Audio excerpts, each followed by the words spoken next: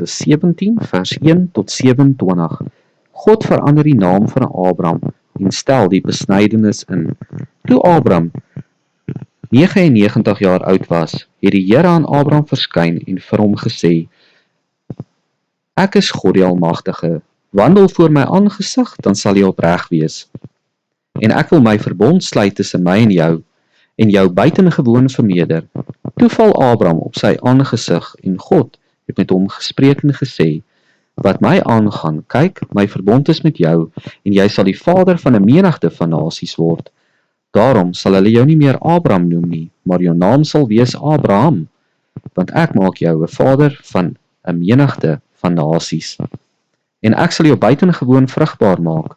Ek sal jou tot nasies maak en konings sal uit jou voortkom.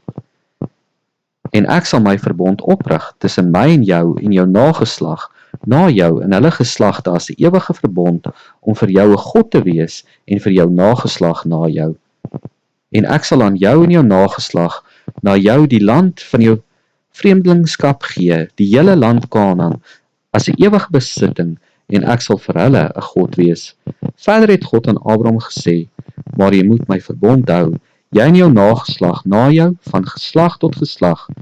Dit is my verbond wat julle moet hou tussen my en julle nageslag na jou. Al wat manlik onder julle is, moet besny word.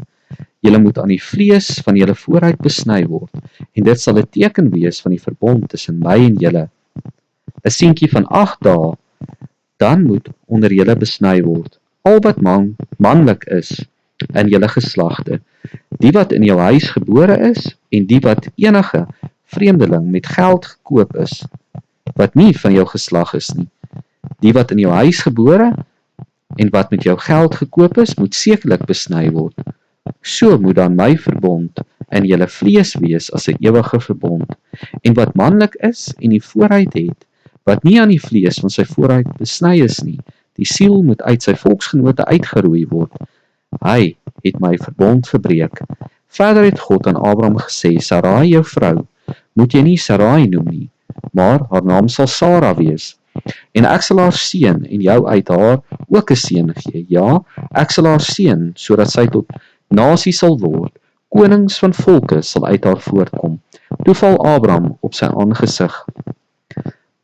En hy lag en sê in sy hart: Kan daar vir een wat 100 jaar oud is 'n kind gebore word? Of kan Sara wat 90 jaar oud is baar? En Abraham sê aan God: Ag, mag Isak lewe voor die aangesig. Toe antwoord God: Voorwaar, jou vrou Sara sal vir jou 'n seun baar, en jy moet hom Isak noem, en ek sal my verbond met hom oprig as 'n ewige verbond vir sy nageslag na hom. Ook wat Ismael aangaan, het ek jou verhoor. Kyk, ek seën hom en maak hom vrugbaar en vermeerder hom buitengewoon. 12 vorste sal hy verwek en ek sal hom 'n groot nasie maak. Maar my verbond sal ek oprig met Isak, wat Sara vir jou ander jaar op hierdie tyd sal baar. En nadat hy klaar met hom gespreek het, het God van Abraham af opgevaar.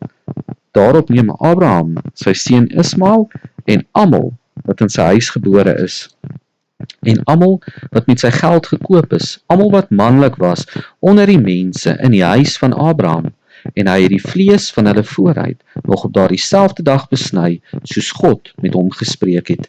En Abraham was 99 jaar oud toe hy aan die vlees van sy vooruit besny is, en sy seun Ismael was 13 jaar oud toe hy aan die vlees van sy vooruit besny is. Op daardie selfde dag is Abraham en sy seun Ismael besny, en al die manne van sy huis, die wat in sy huis gebore en die wat van vreemdelinge met geld gekoop is saam met hulle besny.